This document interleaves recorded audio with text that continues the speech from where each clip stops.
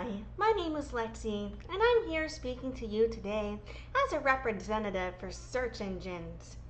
So, as a representative for search engines that may or may not currently be being sued for monopoly, I would like to let you know about what our personal representation is going to be to the public regarding these issues.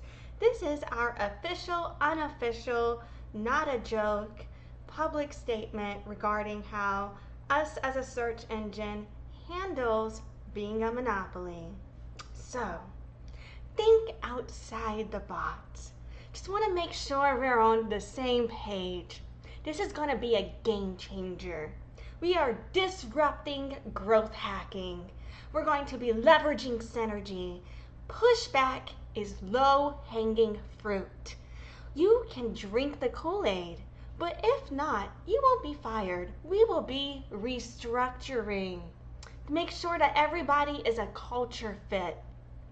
You need to buy into the mission. We gotta get all of our ducks in a row. See what you bring to the table by the EOD, COD, YOY. We'll table that for later. Run that up the flagpole. Circle back to that. Hit the ground running.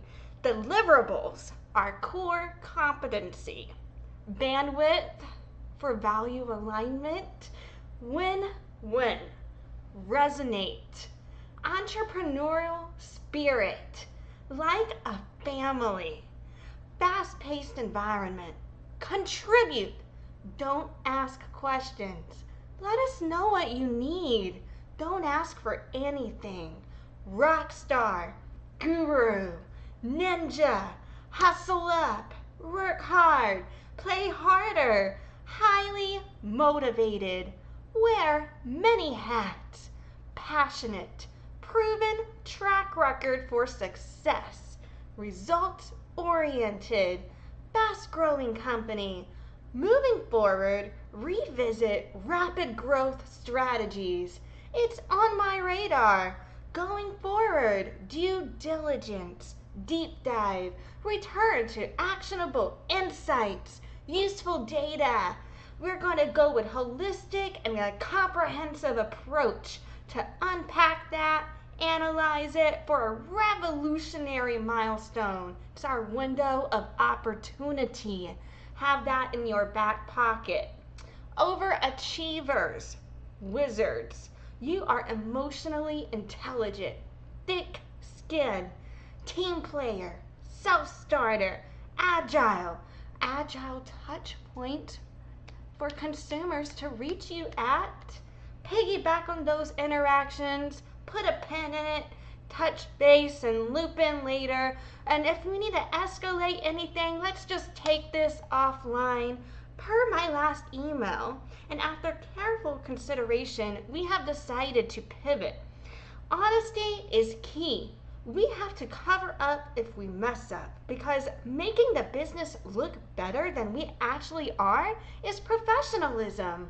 Don't lie to me or you're unprofessional. If you point out how the business represented a lie, you're also unprofessional. Sacrifices must be made to move the needle. If it doesn't scale, then it's a fail. Maximize. Optimize. If I missed anything, feel free to take a stab at it. Thanks in advance. Hi, my name is Alexis, also known as Lexi or Deaf Child. I was born deaf, hard of hearing. I began doing business as Deaf Child 2013, marketing 2011, sales 2009. I've earned 50 plus certifications in marketing and sales. My Bachelor of Science from Loyola University, New Orleans, with a music industry studies major and a business administration minor. Deafness runs in my family genetically. Speech is not fully accessible to me. Anyway, I'm here to bitch about whatever the fuck is on my mind. So here we go. Visit my site at noladeafchild.com. Hi, how are you guys today? Sorry, I may have fucked around a little too much there. But anyway, So, today we're going to keep going with reviewing our Monopoly trial coverage. I'm about to just kind of recap a little bit of what we covered last time. So last time we had gone over a Google document about why leaning on ads quality to deliver long-term revenue per thousand of impression for all of search ads was a fragile strategy. And in that document, the main takeaway I got from it was they literally said that they had a belief that there was more juice, their words, in getting prices right, and they put in parentheses higher. And I think I called parentheses quotation marks in my last live stream. That's my bad. Totally no difference. I was just out of it. Anyway, but they said that there was more belief that there was more juice in getting higher prices than improving how the ads are distributed. That was my main takeaway. And I was like, ooh, they really admitted that in documents here. And so, yeah. And then we also looked at an email between Hal Varian of Google and Jonathan Rosenberg of Google. And this was about search share numbers. And in there, they were basically showing how Google was outperforming Bing and Yahoo basically across the board within the United States market. And I just kind of thought that that was relevant to show like the proof of you can't be accused of monopolizing a market if you're not dominating it. So that kind of backs that up in my opinion, you know. And then we looked at an email between Dominic Tang of Google and Philip Schindler of Google and others about the second quarter ads financial recap from 2019. But okay, so this has two dates on the documentation. It shows the like 2019 on the quarter two ads financial recap or whatever. But then it says for quarter two 2018, so I don't really know if it's from 2018 to 2019, but whatever. It was filed 2023. Most of this shit is redacted, but what I took away from it is you could see where in Japan and Russia they had a much lower market share. Google had a much lower market share in the regions where laws were in place to prevent Google from monopolizing. And I think that kind of goes to back that up to say, like, in places where Google couldn't maintain that default exclusivity using revenue share as a way to do so, those are the places where their market share is weakened. And that kind of backs up the argument that that's how they monopolized it, in my opinion, you know what I'm saying? And then last thing that we looked at was an email from, I feel so bad I cannot say this guy's name right, sorry dude, an email from Rami Alcabra of T-Mobile to Jeff Giard of T-Mobile, and this is about an updated search opportunity vision and plan from 2020, and it had a T-Mobile search experience document attached, and my main takeaway from that fucking shit was basically they were literally saying that even though the relationship between T-Mobile and Google was a good source of cash, T-Mobile had no control over the customer experience or the monetization of their own business because Google controlled them. You know what I'm saying? So that further backs up the monopolization, and and this document also kind of, in my opinion, backed up the lack of like being able to have a choice, if that makes sense. In terms of how Google monopolized it and made it so that people wouldn't be able to seek help from any other competitor. But yeah. So yeah. Alrighty, I just realized that normally the reason that I do my recaps on this screen and then switch to this screen after is so it's easier for me to find and timestamp that difference from where I was recapping versus where I transition into going into the new material. But life is hard, so anyway, now we are going to be moving into the new material. We'll see how much we can go through. Last time we ended up at 100 trial exhibits covered so far, so that's nice. And I'm gonna see, I would like to get through at least 4 more today, but we'll see what happens though, because sometimes these bitches are so long I only end up going through 2. And I don't know why the captioner is choosing to work some and not always, but hopefully between this captioner and then the YouTube auto-generated captioner together, one of the fucking two will work right. Okay. So first up, we're going to look at exhibit UPX0494. And this is an email from John Giannandrea of Apple to, definitely cannot say this correctly, so sorry, Srinivasan Venkatachary. That's not right. I'm sorry. Of Apple. And it's a reply about Siri Assistant fallback and web search. And it's from July 21st, 2020. And this is filed November 8th, 2023. So, and as we just said, the subject is a reply about Siri Assistant fallback web search. It's from Giannandrea to, I do not want to butcher his name, so I'm just going to say Srinivasan. I'm so sorry. And it's also got a guy named Benedict Gomes, I think. I don't know, CC'd as well. So, it says, so John had said to Srinivasan and Benoit, I'm not sure I understand Vivek's point here. We can discuss it in our next 101. JG. Srinivasan had written something, but it was redacted, and he said, thanks, Chinu, so I guess that's his, perhaps that's his nickname. And before that, he had written, okay, thanks, we'll follow up with Vivek. Before that, John had said, I agree, this would be better if we power it ourselves. We should get a copy of the contract and see what the constraints we have.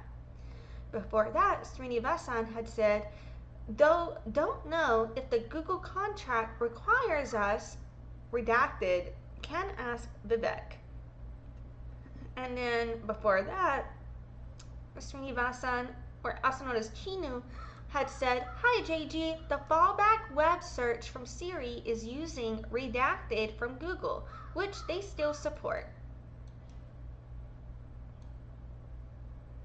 Benoit and I were chatting that going forward, we could just power this with redacted web search results with an explicit way to search Google if the user wants. This would be a better privacy angle and helps us collect better signal. Please let us know what you think. Thanks, Chinu. So, here they're saying that at the time of 2020, their fallback web search browser, in my opinion, from Siri is still using Google. If I'm understanding that correctly, they're basically still saying that, like, yeah. So when in doubt, Google, they whip Google out. I don't know. That's my main takeaway. And I have to always pay attention too, because John Giannandrea, he worked for Google before he worked for Apple. So sometimes when I'm thinking about that dude, I get confused. I'm like, wait a minute, are we in Apple or Google right now? So then I have to pay attention. This is an Apple, that was an Apple document. So yeah. Next up, we got exhibit UPX0499, and this is an email from Hal Varian of Google to Penny Chu of Google. It's a reply about latest market share analysis from October 9th, 2009. And this was filed September 27th, 2023.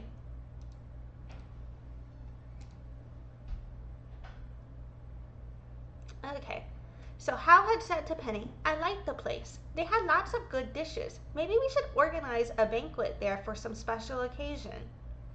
Before that, Penny had said, ooh, nice. Thank you. What did you think of it? I can't wait to see the menu. By the way, you raise a good point about the word market, which is in quotation marks. I think it's time for Legal 101 again for everyone. For example, I just got an email from Carrie Grimes, forwarded from someone, I'm assuming, organizing English all hands? I don't know. S'1 is what it said that I assumed is someone, and then it puts ENG. With market everywhere. I told her to spread the word if she notices others doing it. I still don't know what the fuck they mean by this, but we're processing. Okay, and then Hal before that had said, I knew you were careful about this, just wanted to note it, as I sent Marisa a gentle reminder. By the way, I picked up a copy of the Little Shanghai menu for you. And then before that, Penny had said, Hi Hal, yes, absolutely. I'm aware of not using the word market. And always use the words PV or search share in all the bi-weekly updates I send to Marissa. So, whenever they talk about search share in their internal documentations, they're literally admitting in this document that they do mean market share. Isn't that interesting? In my opinion, if I understood this correctly, and again, I'm not a lawyer, it's just little old me. Anyway, then she says, yup, we'll keep an eye out. In the past, I've already reminded folks, like Ying Wing, they should not use the word market share. Before that, Hal had said, hey Penny, let's make sure that we are consistent in calling this query share rather than market share. I think we are pretty consistent, but let's keep an eye on others.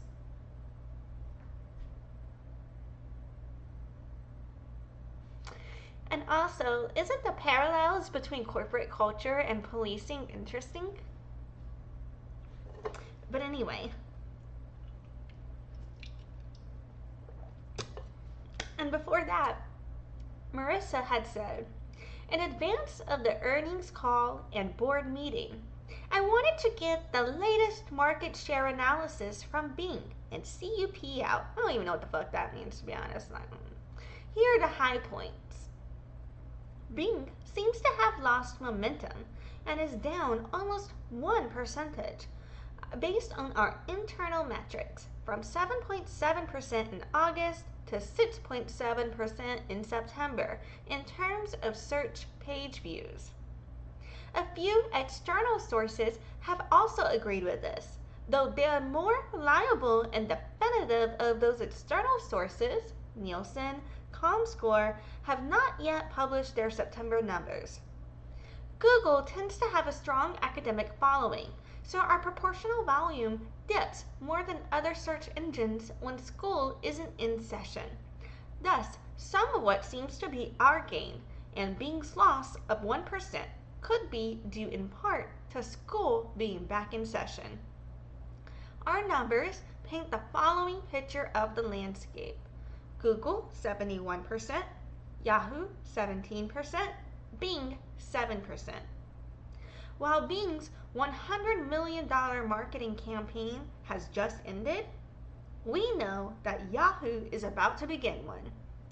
As we saw with Bing, that volume of spend will get some results in terms of use and mind share. I've attached a slide that could be used as well as some of the raw graphs. Thanks to Penny Chu and Hal Varian's team for pulling this data together. Marissa.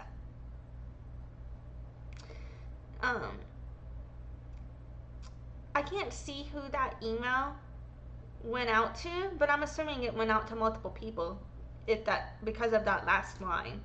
Like, I don't know, maybe I'm wrong. But anyway, yeah, so my big takeaway here is they're like saying a few different times, make sure not to use the word market and make sure everybody understands the legal reasons why.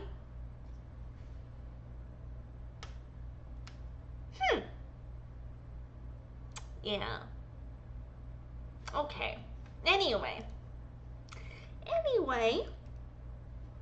So next up we've got exhibit UPX 0500. And this is an email from Prabhakar Raghavan of Google to Cory Ondrejka.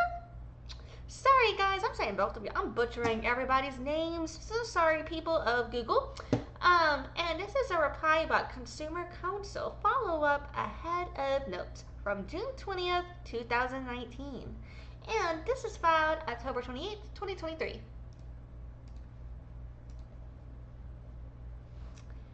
Alrighty, from Prabhakar to Cory. And CC'd, we've got Jen and Benedict. Jen Fitzpatrick and Benedict Gomes. The subject, as we said, is a reply about Consumer Counsel follow-up ahead of notes. And it says, thanks for the very mindful summary, Cory. And again, it's from Prabhakar to Cory. I would keep somewhere in the stack, a couple of other items in mind. 1. I do believe we have a markedly better core search product than they do, and we should both accentuate, through marketing, etc., this lead and increase the lead. In my experience, nobody articulates this better than Microsoft CTO and former head of Bing, which still rolls up to him, Harry Shum. The search world is in awe of what we do, and we take it here take it for granted. 2. I know we run very detailed longitudinal studies, and this is I cannot speak, whatever, close enough. And this is best discussed offline. Analogous to what impact is DDG having on our search volume? For instance, do Amazon Prime members perform fewer commercial queries over time on Google? So I would hold us to a higher standard than it's got to be gut feeling. It's too hard to measure. On Thursday, June 20th, 2019, at 7:58 a.m., Cory had written, normally I don't read the whole fucking dates like that. I'm just out of it. But also, it's often more clear that it's two different emails when I'm looking at this, and this is kind of all put together in like one document. So, it's reading it without thinking about it. But anyway, so before Prabhakar had said that, Cory had said, before sending notes around, I wanted to share my reactions to the DDG discussion to the smaller group. I was a little surprised that this discussion was about a reaction to DDG, as prior DDG conversations had made clear, A, there wasn't shared state around exactly the claims DDG was making, B, what they are actually doing related to those claims, or C, whether people are making substantial changes in behavior because of A and B. I think we all agree DDG is having a successful marketing moment and is doing a good job telling an anti-Google search story. Furthermore, I think we all agree that we should have incognito mode. That incognito mode should probably be roughly similar across our services and products, and that we should apply our proto-user privacy improvements everywhere it makes sense, including search. Where it felt like we're skipping a step is to tie those privacy improvements to a reaction to DDG, because DDG might also be the best model for Google's user privacy needs. For example, Google users are logging into other services. We should be investing in personal or logged in search results like your photos or messages, etc. Okay, so DDG, I'm assuming they mean DuckDuckGo here. So my suggestions for action items would be roughly, Kathy, or I could take it useful, to pursue any deeper analysis on the scale and mechanism by which users are migrating to DuckDuckGo. Do they migrate wholesale, or try and return? Is there data we can leverage from Lockbox, search cohort analysis, or Chrome to better understand? Gomes, or I could take if useful. Work with comms marketing to get their current recommendation for how we approach search and DuckDuckGo. I.O. demonstrated that when we message around the user benefits of services we create with data, it resonates. So is there a similar opportunity here?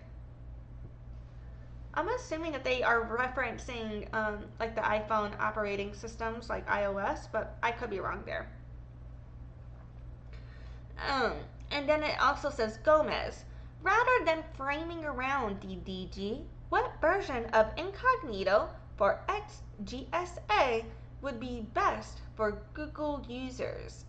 What revenue impact would that have? So I don't know what they mean by Google, but typically I've seen GSA reference Google service applications or some shit like that. I don't know. And then it says, Jen, to consider a PDPO conversation, gonna be real with you guys, no fucking clue what the fuck they mean by that, is the potential vulnerability of search with respect to private browsing indicative of a broader area of improvement to our privacy approach at Google. Sorry for the detail, but that meeting moved around enough and is such an important topic that I thought it useful to push for some additional clarity before sending notes around. Remember that we don't have a July 3rd meeting, so it's a month before we discuss again. Happy to set a 30-minute GVC sooner if useful. Don't know what the fuck the acronym GVC stands for, but I mean, I'm assuming they mean Google Video Chat or some shit like that. I don't fucking know. And then it's just got his initials here, PR. Alrighty, so that was a lot. Basically, in this one though, as far as I can tell, they are worried that DuckDuckGo is having a successful marketing moment back in 2019. And they wanted to make sure that they were able to act on user privacy issues in order to kind of counteract and compete with that success in that moment, from my understanding. And yeah, perhaps I'm wrong about that because I need to process it more. But that's kind of what my key takeaway was, that they seemed to be, they're saying, like, they literally say, you know, I think we all agree that DuckDuckGo is having a successful marketing moment, is doing a good job of telling an anti-Google search story. Because that was part of the way that DuckDuckGoogle, in my opinion, at that time, was marketing, by kind of being like, we're better than Google because we protect your privacy. And I'm not putting words in their mouth, I'm just broadly summarizing. That's not literally what they said, I think. Anyway, but yeah, so in their internal documents, they're like, well, what we are missing is what they are accusing us of, so maybe we should act on that, right? Basically. But yeah, maybe I should do a whole nother live stream where I go find some DuckDuckGo ads on Google. Because I feel like at this point, right? Like, yeah, let's see if I can find that. But anyway, let's see. I feel like I'm a little weird today, so I'll probably just do one more, wrap that up. And I feel like it would be better to keep going when I'm in a better headspace, right? So, next up we got exhibit UPX0501. And this is another email from Prabhakar Raghavan of Google. And this time it's to Benedict Gomes of Google. And it's probably about that consumer council follow-up ahead of notes. And it looks like it's from the next day, on June 21st, 2019. And it was filed October 28th, 2023. So it's about that same thing. So, it's from Prabhakar Raghavan, it's to Benedict Gomes, and CC'd we have Cory Ondrejka, I'm not even going to say it, I'm so sorry, and Jen Fitzpatrick. And it's a reply about the Consumer Council follow-up ahead of notes. And in quotation, I want to say quotation marks again. The fuck is wrong with me, y'all? In parentheses, damn it, it says dropping Nick. Ben, I don't think that simply repackaging the content and telling us not to talk past each other is a good use of time or will materially change the outcome. Let me try again. I agree that there's something worth exploring in this space of private search, but the working teams have to do much more careful work before wasting our valuable time. I want to see evidence that there's a real impact on Google users attributable to this factor. I disagree that this has to be gut. I even gave a clear example of a closely related question that we didn't resolve with just gut. I'd have at least expected some curiosity of the form, oh really, how? A company at our scale and with our resources can't be run on gut when we have data available. I disagree with a methodology that consists of conflating people care increasingly about privacy. DuckDuckGo is making a lot of noise about it. Sundar mentioned it in I.O. All true statements, then concluding that this needs a product change. He said, I disagree that everything you said was true, but I disagree. It means we need to change what the fuck we're doing. Anyway, and he said, if the data supported it, I'd have expected the team to consult with policy, comms, privacy, and revenue before arriving at any product proposal. I recognized they're trying to move fast, but surely not at the expense of quality work. I was dismayed that we conducted 58 minutes of yesterday's meeting on God. Then, the one place we had a real model, revenue, the reaction was, I don't believe it, without seeing the analysis. And I instead happen to think it's, and it's, they put a $sign and an X, so. That is, the people who do incredibly precise revenue analysis week after week are surely wrong.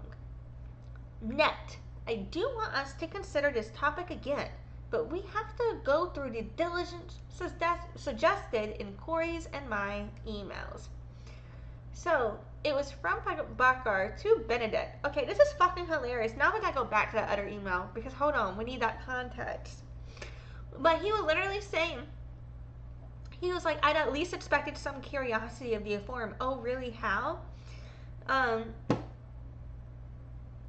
That is hilarious. He was like, I expected you to suck my dick more, bitches. Just kidding. I'm just kidding. Anyway, so before that, what he seems to be upset about was when... Oh, I'm not sure actually, because all we've got, because he's...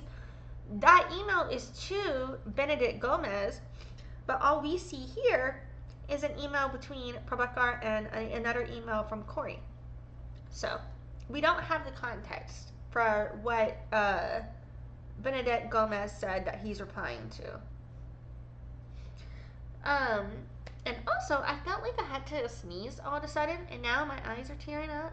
Like, it's hard. If I randomly sneeze or some weird shit while I try to finish this, that's what happened. But yeah, I'm gonna just finish this exhibit and we'll fucking wrap this bitch up. So, before that, Benedict had said, oh, here's the context. Duh. I had to keep reading. Not bad. So before that, so this is his response to what Benedict just said, I'm assuming. So Benedict had said, in thinking about yesterday's conversation, I think we ended up talking past each other. I think there were 2 points of confusion. I think the original goal of the meeting was to look at DuckDuckGo's privacy and what we could do in the context. So the framing was very DuckDuckGo focused. That was actually the explicit topic, I believe. I don't think anyone feels like we should strongly frame our external positioning. I don't know what they mean WRT here, WRTDDG, but the meeting and our conversation ended up skewing in that direction. What does the acronym WRT mean?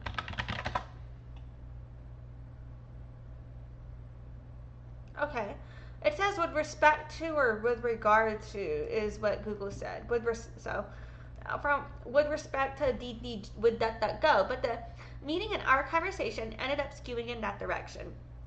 I also think there were many things explored, and we were talking about different things in terms of product and money. What I personally had in mind was fairly modest, and I think we need to come back with a more focused version that has the right ad numbers for that proposal. Overall, I think we mostly agree the privacy-sensitive search spot is an important positioning point that is a potential threat, whether it is DuckDuckGo, Quant, or something else, that we need to think about in context of our environment and what we should do from both a product and marketing perspective. Could we redo a part of that meeting with a more modest proposal then, see if we have the same AIs? Ben.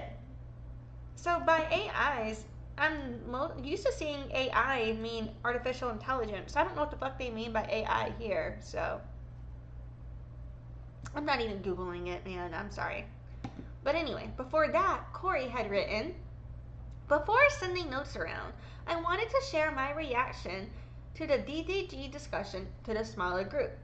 I was a little surprised that this discussion was about a reaction to DuckDuckGo, as prior DuckDuckGo conversations had made clear, A, there wasn't shared state around exactly the claims DuckDuckGo was making, B, what they are actually doing related to those claims, or C, whether people are making substantial changes in behavior because of A and B.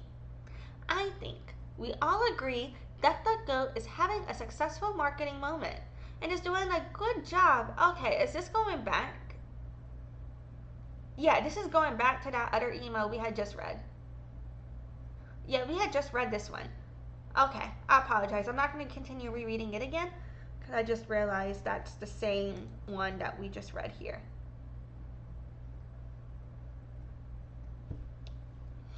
Okay. So, I don't know. Honestly, this conversation, I'm trying to see the takeaway for it for the Monopoly case, but all the takeaway I'm getting is that it's a dick measuring contest. But so perhaps we haven't, some other evidence down the line is going to explain why this evidence came into the trial, because that has happened as I've been reading these trial exhibits. Like I would be making my own conclusions about why I thought the exhibits were admitted into evidence, but I would understand more about why certain exhibits got admitted after reading other exhibits where it all connected. So I'm wondering if that will also be happening with this. But I think it could speak to, where they're talking about whether or not they should be concerned with DuckDuckGo, which is a competitor, and they're arguing about their plans for whether or not they need to take action to compete with that competitor, and whether or not they need to take action to negate what that competitor says about them, to maintain their market dominance. Kind of may show where they were actively seeking to maintain dominance over their competitors, right? And on a certain degree, in capitalism, I think competing is healthy. That's what keeps everybody on their toes and at our best. But then it's when you compete in a way that prevents other people from being able to effectively compete against you, then maybe you're not the best after all. Maybe you're just the one that has the most power. And that doesn't necessarily make you the best. It just means that you are able to control a situation, if that makes sense. I'll have to marinate on that more later. But anyway, so in conclusion for today's live stream, I started off with just a 5-minute little joke. I think I said some shit like, this is a PR response for a search engine marketing company that is being accused of being a monopoly. While I am making fun of the Google case, I have nothing to do with Google. I'm not trying to actually represent Google. That was a fucking joke, so I feel the need to make sure that that is said, just in case for purposes. Anyway, disclaimer, I'm a fucking joke. Anyway, okay, so recap of the stream that we did in terms of the trial exhibit. So we went over just 4 today. So we had an email between John Giannandrea and Srinivasan. He had a nickname that's easier to pronounce, but I can't fucking remember it. I'm sorry, dude. But in there, that email conversation, they do talk about how Google is a fallback search for Siri. And so they're discussing the connection between Siri and Google. And they also discuss how that is a privacy angle. I didn't process that until when I was reading it, but they did discuss the fact that this is a privacy angle to help them collect information, but still have the shield of saying that they have privacy. With how people, with the information they're able to collect from voice searches. So yeah. And then we looked at a different email conversation, and to be honest, this is the one that stood out to me the most out of anything else we covered in this video's trial exhibits. Is the email between Hal Varian and Penny Chu of Google reply about the latest market share analysis. So in this email situation, they're literally saying in a few different ways, like, do not use the word market when we talk about market share. Call it search share or something else. And then they say we need to have a legal refresher for everybody. A legal 101 again for everyone is what they said. So basically, in my opinion, they're saying for legal reasons, do not use the word market share. Why wouldn't you use the word market share for legal reasons unless you were doing something illegal regarding market share? Why not be transparent, right? In my opinion, that looks like a little red flag to me. That really stood out to me. The most important fucking thing we covered today was that email from Hal Varian of Google to Penny Chu of Google. Anyway, and then after that, we covered 2 emails between Prabhakar Raghavan and what with Cory Ondrejka, I'm so sorry, and Benedict Gomes. Sorry for everybody's names I'm saying wrong. I'm butchering the fuck out of this shit. So it was 2 different trial exhibits, but it was both about the same email chain, so I'm gonna lump them together. It was all connected, and the same email was in both. One of the same emails was in both of those exhibits. Why am I doing this with my hands? I don't know. But anyway, fucking in that email chain, it really did kind of seem like a dick measuring contest, in my opinion.